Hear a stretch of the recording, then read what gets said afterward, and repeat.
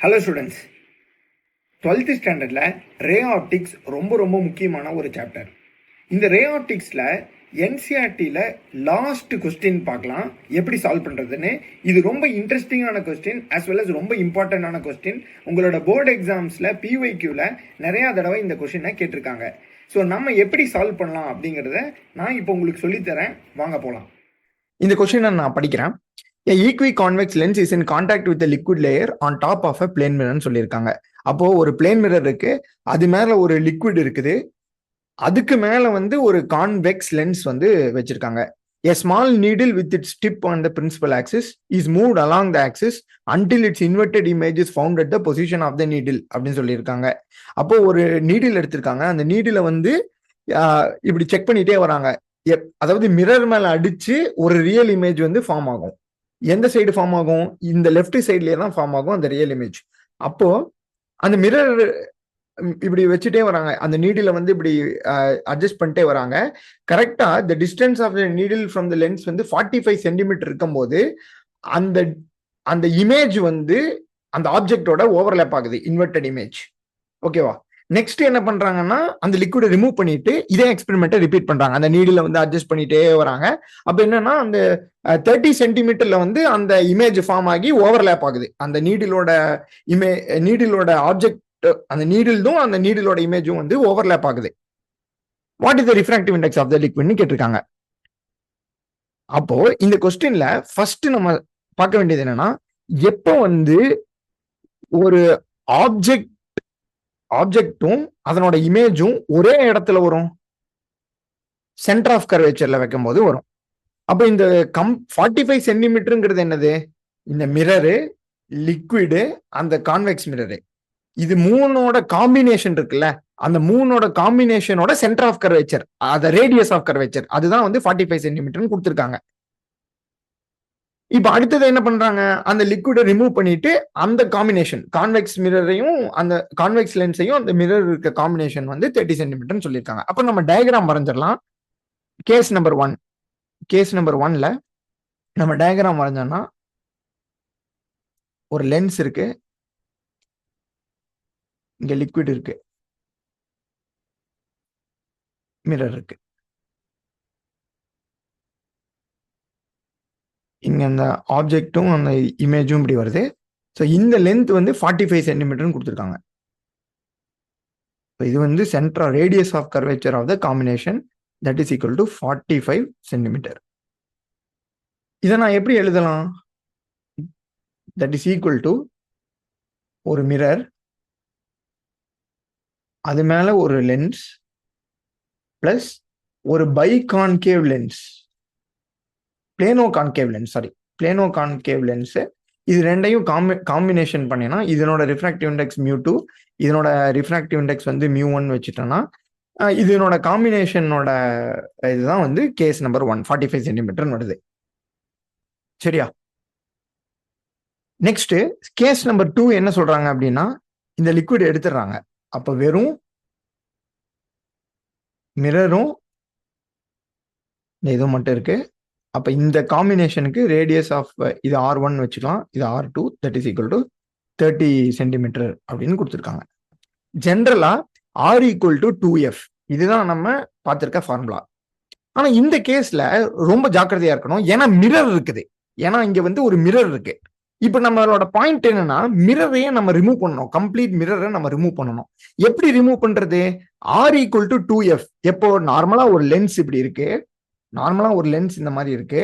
இந்த லென்ஸ்ல நான் radius of curvature is equal to twice of the focal லென்த்னு சொல்லுவேன். இது சென்டர், இது ஃபோக்கஸ்ன்னு சொல்லுவேன்.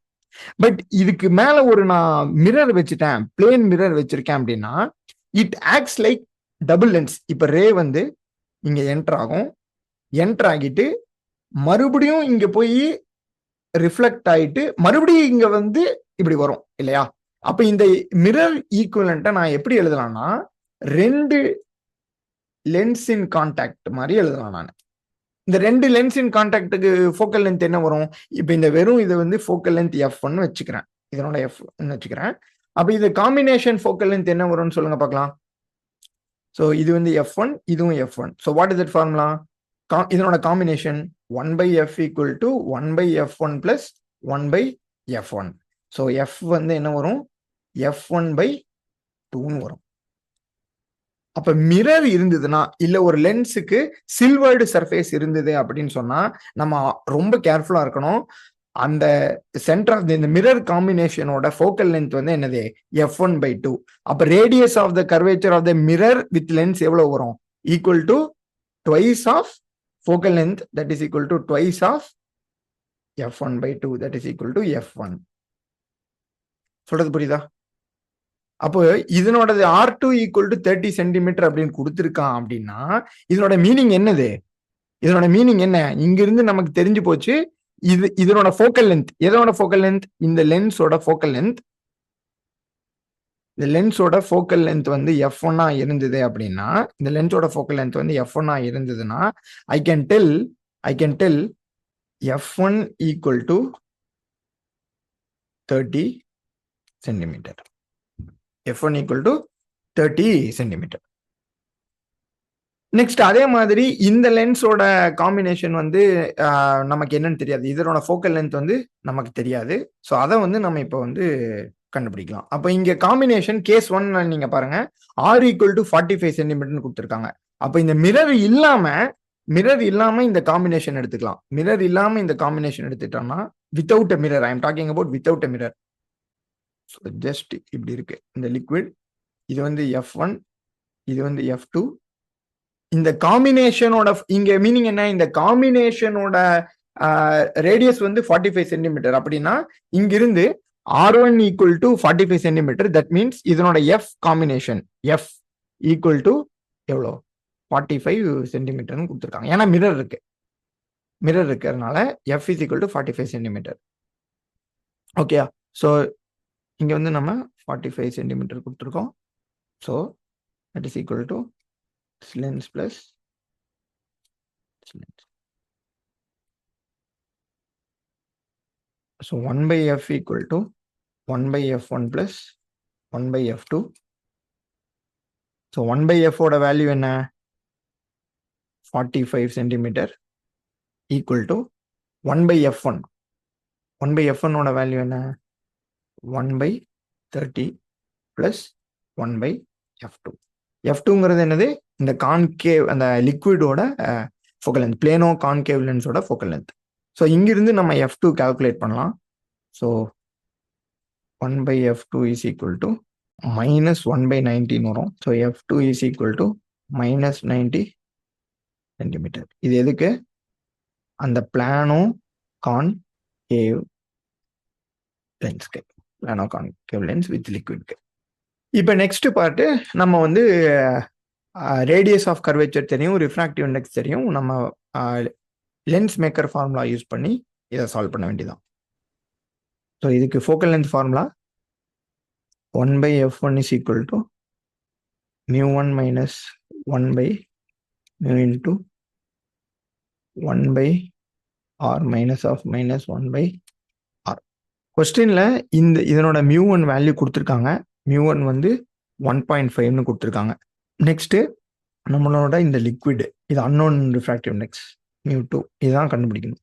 ஸோ இதில் 1 by f2 equal to mu2 minus 1 by 1 into 1 by r, 1 by minus 1 by infinity. இது ஜென்ரல் கான்கேவ் லென்ஸோட ஃபார்முலா. ஸோ mu1 வேல்யூ தெரியும், இதெல்லாம் நம்ம ரேஷியோவால் டிவைட் பண்ணோம்னா f2 by f1 equal to mu1 ஓட value 1.5 minus 1 by mu2 minus 1 into 2 by r by minus 1 by r. r cancels.